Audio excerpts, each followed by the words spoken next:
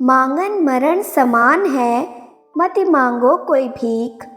मांगन ते मरना भला, यही सद्गुरु की सीख।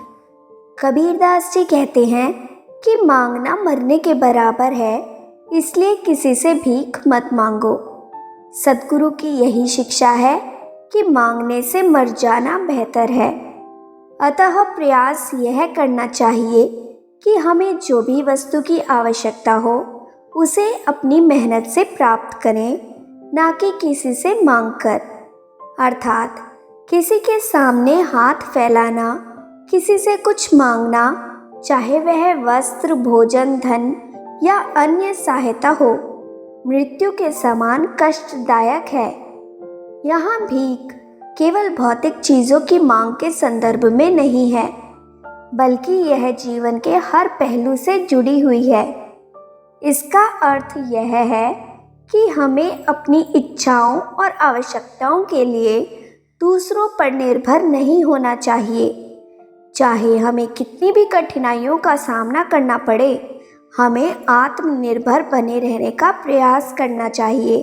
भीख मांगना या दूसरों पर निर्भर रहना हमारे आत्मसम्मान को नष्ट कर देता है और हमें अपनी क्षमताओं और योग्यताओं को पहचानने से रोकता है। कबीरदास जी कहते हैं कि मांगने से बेहतर है कि हम मर जाएं। यहाँ मृत्यु का अर्थ केवल शारीरिक मृत्यु नहीं है, बल्कि यह एक प्रतीकात्मक रूप से आत्मसम्मान की मृत्यु, गरिमा की मृत्यु है। किसी से मदद या भीख मांगने से बेहतर है कि व्यक्ति अपनी मर्यादा और आत्मसम्मान के साथ जीवन जिए, चाहे उसकी स्थिति कितनी भी कठिन क्यों न हो।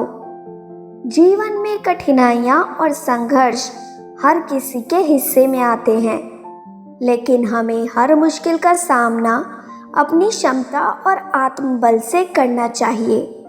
किसी के सामने हाथ फैलाने से जीवन की सच्ची गरिमा खो जाती है।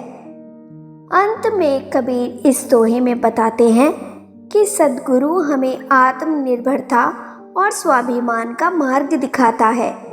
वह हमें सिखाता है कि जीवन में स्वाभिमान और आत्मसम्मान से बढ़कर कुछ नहीं है।